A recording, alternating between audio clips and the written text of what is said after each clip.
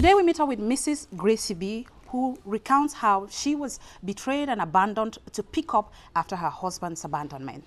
She says a few months into their wedding, she realized that her husband had fathered a child by another woman and kept it a secret from her. As if that was not enough, she would find out multiple cases of infidelity on her husband's part. She says their marriage took a downturn just few months after their wedding, as her husband would soon plunge himself into a failing business that led him racking debt in millions of CFRs. She said when business went under the bus, he vanished into thin air, leaving her with unpaid bills, children to cater for, and creditors at her doorsteps. She says even though she was a mother to a toddler breastfeeding, she found herself constantly being arrested by the police on account of the debts that her husband had left unsettled. Since then, she has managed to rise above her situation and is doing everything within her power to keep her family afloat. She's a powerful woman, and we'll be talking to her in an instant. Put your hands together as she comes to the stage. You look so beautiful. Thank you, and you look good too. Oh, thank you. But your story, let's start from the beginning of your story. Can you tell us a little bit about how you met your husband? How long did you guys date before you married? Was there ever any courtship? And Okay, we met in a bus station. I want to say it was some kind of love at first sight. Because when we met, it did not take us long before we started dating. We dated for some time, but before he left for studies out of the country, I was already pregnant. So our families knew each other. So there was already a kind of introduction before he left. So when he left, so I was waiting for my husband, that Nigerian film story, right? So I was waiting for him to come back and get married to me and all that. Yeah. Within that period of time, yeah, there were ups and downs, but we struggled to pull through. It wasn't like it was bad from the very beginning. It was all bubbly, lovely, and all that, until when, at one point, a mask of anything that's not good has to fall off. Yeah, so you know when you're in love, you give a blind eye to many red flags. yes. I started noticing some kind of drawbacks when he was there out of the country, but it wasn't as constant as after we got married, because he would still try to take care of the kid, take care of me, call me, check up on me and all that. But after marriage, everything I was blind to came to light. Yeah. I noticed a lot of infidelity cases. Yeah. They don't ever chat girl for your front way, your master the worker, or your master chat girl for your front. It makes you forget that you're pretty. It happened to me a lot, not once, not twice. We could attend an occasion and I'm kept somewhere, and you could find my husband behind somewhere with another girl. Right in front of you. Well, not actually in front of me, but you will always get that, because why am I kept alone? Oh, it's definitely in front of you. Yeah, because so you go to the event with him and you then might want to find out why. Yes. And you... Okay, that was after marriage then. You know, in our society, we've normalized the fact that men must cheat. It's a very bad thing. Yeah. It gives a woman low self-esteem. It plays down on you in every way. Like, you feel a failure. You feel like you failed. And at the end of the day, the arrow points back to you, like, it's because you're not doing this, that's why I'm doing that. Yeah. I used to ask myself, when did cheating become a way of solving marital issues? Or an excuse for someone else's mistake. I believe if you've gotten into marriage, it's not like that's the best person you're getting into with. You've just decided that this is my life, we are committed here, even if no matter what we see, we're going to fix it. But if you cannot fix it and you're going out to get more somewhere, means somebody did not wash your clothes and you want to break the marriage. Right? You don't even want to break the marriage. You want to cheat. You want to have fun and come back. So but have fun and come back is breaking the marriage. Oh, I see. Because it's gradual, right? Yes. You don't break the marriage at just pap. It's not like that. Well, anything. Don't you think, Gracie? I just feel like most of the times, men who cheat still want to eat their cake and have it back. Most of them do not want their wives to leave, but they just want to have the freedom of going out, eating something else, and coming back home. That's what is in their mind. Yeah. That's what is in their mind. That's why I said marriage is not breaking the very moment. Yes. It's a gradual process. That's what they feel. Yes. They will go out, And have come their back. cake, and come back. But whenever you do that, it's breaking the person you are with. And for a bit, I had to change my character. No matter how gentle you are, when somebody keeps stepping on your toes, at one point you want to retaliate. And it can take a moment. It can take 3 months, Yes. 5 months, a year of you being the nagging, the ranting. Oh, you know, it changes you. They bring out the worst in you.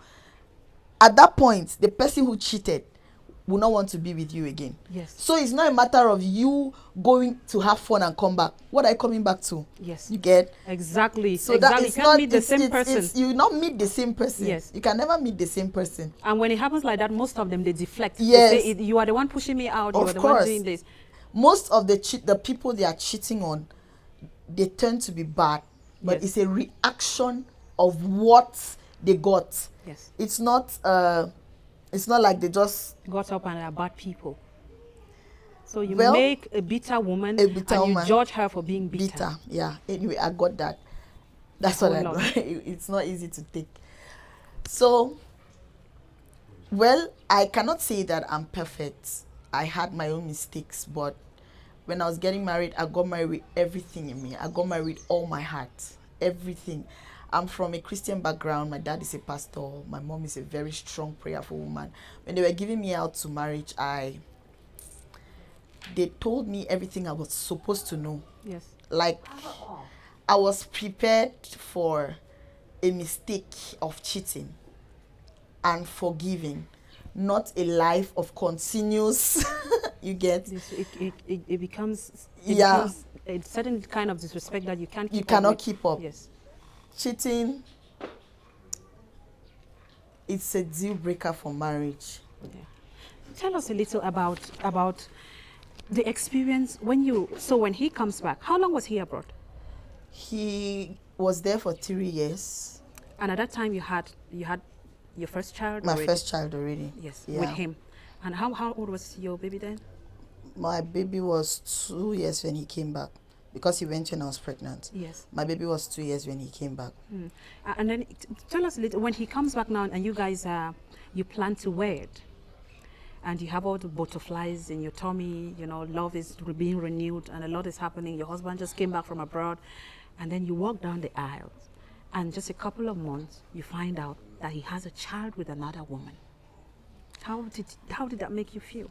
That was, I want to say that was the beginning of the end of the marriage, because I was made to understand that marriage is all about trust. But at that point, I did not know what to say. And it wasn't just like he walked up to me and told me that I made this mistake and this happened. And even if that was what was supposed to be done, it would have been done before the wedding, right? Yes. Because those are things I'm supposed to know. But my brother went to the same country and discovered that. So he knew it wasn't safe again. That's when he got... He had to come clean to you. Yeah. And even after that, I wasn't in... there was no sign of remorse. And each time because I'll always have constant breakdowns. It's not easy to take now. Yes. Everybody has a way of dealing with trauma, with Yes. pain. So I always have constant breakdown, crying and all that. Each time he noticed that, in short, each time there's a problem in the house, He'll always pack his things out, stays there for It's the man that weeks, is and comes leaving the back. home. When he started doing that, I would call. Oh, what are you doing? I was like, oh, please come back. And then like the good wife that I was brought up to be. He will come, and any small issue like, why is this phone here? I want the phone to be there. Don't put it, please. The baby can break the phone. That's why. Why? No, put it there. Pam. He pack his things and leave. So I became used to a situationship already. I became used to the fact that I had an inconsistent husband or father. So at one point, when he leaves, he comes back. I was just welcome. I was just indifferent to the situation. Though it was breaking me, I was already psychologically detached. Really detached, and I was traumatized. You know, I lost myself, every form of myself. Like, I forgot I was pretty. Oh, so that continued for some time until when one time the aunt came to Cameroon. I wanted to go and take a title in the village. That aunt did not know exactly what was going to happen, so I'm not bringing her into the story. Yes, I'm saying that was what led him out of the house, because I don't think the aunt knew that he was going to never come back. So that was 3 years ago. He packed his bags that he was going to the village to help the aunt out in the coronation, so we speak. He's never come back. And after like 3 months, the mom came to the house and told me that the son is in Nigeria. I said, okay, that's fine. How are we going to be taking care of the kids? At that point, I had his debts to pay. I'd already taken a loan from the bank, because I'm a civil servant. I've already taken a loan from the bank to pay his debts. There were still some debts hanging. We had house rents. The landlady was on my head every now and then. With a baby, you have to leave. Are you sure you're going to work? Yeah. All this. And the school fees for the kids. Yeah. I had a girl that was taking care of the child for me. My cousin. She had to write the advanced level. They are not registered. So all of that was on me.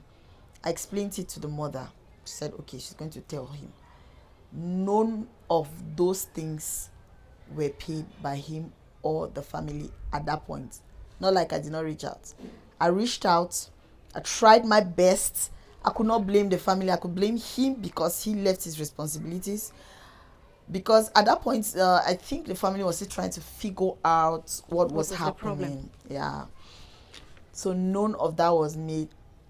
So I was left in the middle of many things. You know, heartbreak and poverty, a poison. Did he ever, at some point, maybe even reach out to say, hey, see, I've left because my debts are overwhelming, or I'm tired of the marriage? No, it was constant scolding on me, scolding on my mom, sending Bible scriptures that it's better to stay in the desert and stay in a nag with a nagging woman. Yes, I was nagging. I own up to that. God knows I was nagging at that point because I had it up to here. I couldn't take it anymore. Wow. It was tough on me. Like, even before he left, whenever he packed his bags out, the people who come, the people he did bad businesses with, will come knocking with police, with gendarme. What kind of place did I enter in this Yaoundé? I was just trying to protect my marriage. Yes. I did everything I could. God knows. Don't you think extended pressure was put on him outside the home and he was no longer comfortable? You know, men, they hate to be disgraced. Men, they hate to be dragged. Men, they hate to be looked down upon. Don't you think extended pressure from the debtors, from friends, from relatives, or from the society around push him to just run away and escape to look for a comfort zone outside the home? I consider that I will. because it's possible, right? Yes. Everybody in trouble will run. But will you leave your kids without talking to them, without paying their fees? Yes. Even if you're not paying their fees directly, you could reach out to your family. Is there a conversation? You can reach out to your family. And if the family reached out, every help I've had from that family is when I reached out. You understand? Is when I personally reached out. If you are stepping away because of pressure, you will have concern for your children. You will not abandon them. Talking to your kids, it doesn't cost anything. And there'll definitely be a conversation, right? Yes. If, for example, I understand this is my wife, she's been supporting me, even joining me to go sort out some of these issues, and I think this is overwhelming. Don't you think I would want to sit down and say, hey, my dear wife, this situation is getting overwhelming and I want to take some time away? Because from what she is recounting, there are definitely issues with her, not just with the people he was owing or his creditors. Because she says the few times that they spoke, it wasn't a peaceful conversation. So I would like to think that if the only thing that led him to run away was the debt, he'll definitely be in talking terms with her and explain, see, honey, I couldn't stand the debt anymore, and that is why I left. But and you will see him trying to help. You will see him trying to get to his kids. I have a lot of my first son has asked me a lot of questions I cannot answer. Do I still have a father? Somebody in the right senses will not leave a first son, that's his first son, without talking to him. It's not like if you want to talk to him, you must talk to me. Yes. You can call and say, give this phone to my son. I've never deprived him. I've called and called and called. I've written and written and written. No response. How old was the last child when he left home? I still had the child few months, like, let me say 8 months. And the baby is now how old?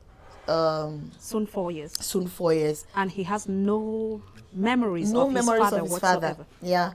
And I went to the hospital with the baby, and the baby was diagnosed autistic. I went to another hospital. They said the baby just has a trauma from the absence of the father. You know, I don't really know where to place what, but I believe God. It's God that's been keeping me all this time. I cannot place. I cannot take the glory here. Because it's God that's been keeping me. So you have the debt situation to settle.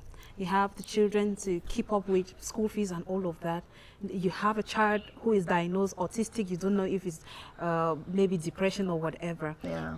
All of these, they come with huge sums of money. A lot. Do you receive, you did mention that you have some of his relatives who reach out to you once in a while. Do you receive any form of financial assistance from any relative whatsoever, or how are you able to navigate these challenges alone? Well, I will say I really do it alone. They will reach out.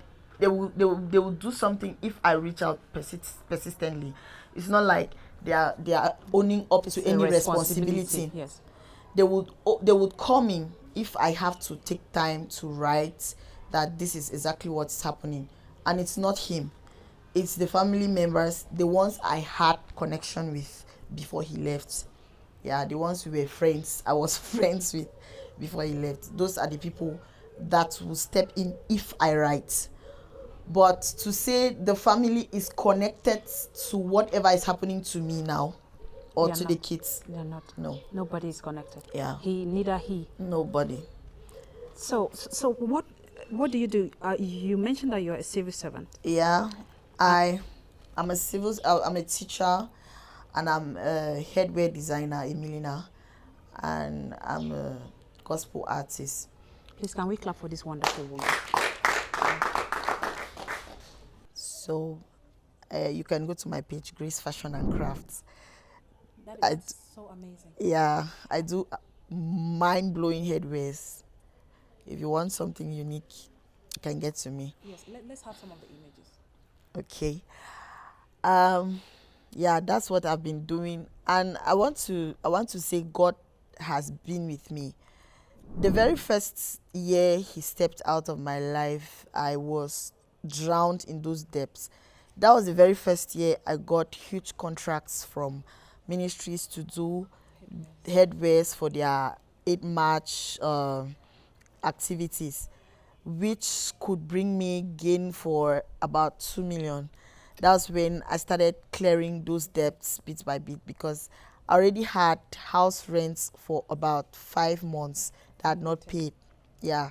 And it wasn't like the landlady was friendly. In Yaoundé, man, landlady is not friendly. It's something that they were talking to me every day. So I would just beg. I was nearly homeless. That's all I could say, because it's not easy for somebody to live in a house for 5 months, you know. And that's the only source of revenue that she had. So whatever she was even saying, I was understanding. It's also somebody who has my same situation. So so I understood what she was going through too, but she got so kind. She was patient, and I had it sorted out. I would say it's God all along, because it wasn't like I was expecting a contract. I was just referred from nowhere, like somebody just pointed at this person could do it. Oh, while I was in that house, I did not know where the 5 months could come from, to be truthful. So it's just God. Came at the right time, it came at the right time. It really saved me. So how far gone are you with clearing his debts? Well, for his debts, I can say I'm done. Maybe I didn't mention, he got into a business that failed, that made him enter into many debts, a business I was never in support of. So when that happened, I was still trying to protect my husband, so he shouldn't go into debts. What was the business before? Docking. You know Dockina? I'll make you 4 bush, then you know 4. So he was a visa agent. Yeah. A traveling agent. Yeah. Before I met him, he was schooling. Then he went abroad and did I've forgotten what he did, but he came back and said he was a marketer in a particular school where he was coming from. That was legit, because the school had given him a letter. I saw the letter. That was okay. He was doing it, and the school was paying him. Immediately after our wedding, he started doing 3 months Canada, 4 months America, 5 months this place. I wasn't comfortable with it, because life they so fast strong. People they go gather their jangi money, can't give you. You carry and you joke you with them. You do jumbo, because it's jumbo now. You're not ambassador. If it doesn't work, what do you tell the people? What do you tell them? After you've sent money to places, those people are not giving you back the money. Maybe you've eaten some, you get. So I was never in support of that. But when it happened, with the visa situation, Lady Gracie, would you think he was just unfortunate, or he had these situations just like every other person that's involved in that kind of business, where, just like you said, it's jumbo, so it can win as well as it might not win? So do you think he was earnestly doing his business and he was just unfortunate, or do you think there was a little bit of foul play in there was a foul play. He actually put me down one point and said, if I tell people to bring me 500 non-refundable fees for Canada, and after 3 months it doesn't work, they already know it's non-refundable, and I'm not going to give them back the 500,000. So that way he can still take the money and sit on it and you just get say, the sorry, point. your visa didn't pull through, and you have nothing to say. It's already non-refundable. You signed So it. it was intentional. Yeah. So it wasn't. Who will see a legit business and not want to support it? Yes. You get. Yes. I wasn't in support just because I already saw, after I told you about the techie, right? Yes. That he was a marketer in the school. I saw the paper. I saw the document he signed. So I was in support. Even if that one did not work, that would have been an unfortunate something. Yes. But these other ones, it can never work. The business expansion. Wanted to go bigger. It can never work, bro. It can never work. Yes. So you were talking about your businesses. Yeah. So that is, so you do take money from from your business as a fascinator maker, as well as what you get from working with the government. Yeah. And then you've been struggling with what you received to clear his debts and also to keep the family afloat. Yeah. Wow, with no help whatsoever Yeah. from anyone else. I cannot say that is easy either. Yes. Because what two people are doing and now is one person doing alone. it can never be easy. Guys, we want to, before we even continue with this interview, I feel that these are the kind of people that society needs to promote. Society needs to support them. She is not calling, I am not calling on people to donate free money and give to her. But you can as well do that if you think that that is what she needs, or some kind of empowerment. As a single mother of 2 toddlers, it's not an easy situation. But I would like to say, if we can do something for people like this, who are doing their best to keep their homes together, their families together, even though they've been abandoned, then we can do it. She does beautiful fascinators. You will definitely see some of the pictures. So I'd like for anybody who has such contracts or in need of such things to reach out to this lady, not just because she's the only fascinator maker in town, but because she needs that money. She definitely needs that money. She needs our support, both financial, moral, and otherwise. Yes. So let's go back to, what were you saying before I could? No. Tell us, do you have social media handles or contacts that people can reach you when they want to endorse your business? Yeah, my number 6722-45231. Say that again. My 6722-45231. Social media handle, Grace Fashion and Craft all over. Grace Fashion and Craft TikTok, Grace Fashion and Craft Facebook, Grace Fashion and Craft Instagram. Yeah. You did mention to me behind the cameras that you also have another project, a business that you're trying to set up. Yeah. Tell us about by the grace of God, I'm planning to have a restaurant by the end of March or mid-April, if God gives me the grace. Yeah. This woman is a powerhouse. I'm still looking for the place. I'm putting things together. And how has it been, the journey of preparing to set up all of that? Has it been easy? And how are you putting together resources? Do you have all the resources? What kind of assistance do you need? I mean, just speak. You are telling your story. There's a lot of people that are listening. We do not know who can want to reach out. You are a powerful woman that I think people who understand who you are will want to support you. So tell your story. Tell them what you need. Tell them how they can reach out to you. Please, you have the cameras. Okay. Thank you very much. I've not had everything in place yet. I still believe God for some financial aid, but I have some money saved up somewhere, which could pay for the house and could get some furniture. So could for the food and paying of staff and all that. Yes. I'm still believing God for that. It. Yeah. Okay. I'm still believing God for it. So, guys, you know what to do. And team time with Melvis Touch, I'd like to intercept here and say, I don't want to put any pressure on us. So I do not know what we can do together. If maybe we would say, maybe we plan to go together and visit the restaurant on the day of the lunch and finish all the food there. You. Yes. Or should we put resources together? Maybe say we can put together something little and support this woman with. What do you guys think? We'll go shop for it. Yeah. Okay. So you have team time with Melvis. Oh, it's such a pleasure. And thank you so much. That day of the launching, let us know. Oh, that's so powerful. Yes, we'll see what Thank you so much. Chapney, what do you think?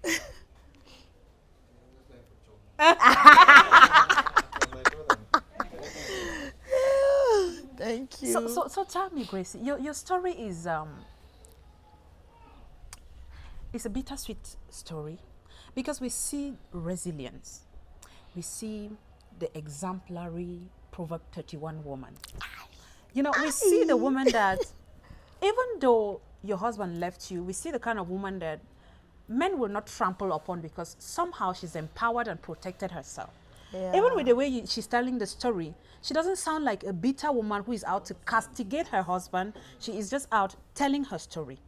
And I think that is the example that every woman of today should emulate. You've gone through all these hurdles and you're still managing to navigate. You look so classy and beautiful. Voilà. what has been... Yeah, you will not get sense. Una clown. When I should not listen but two clown them all. Would you try? So my question is, what was the toughest part of this experience for you to go through? Because I feel like you're speaking from the angle of someone who was already healed and is now telling her story. What was toughest to heal from or to get over?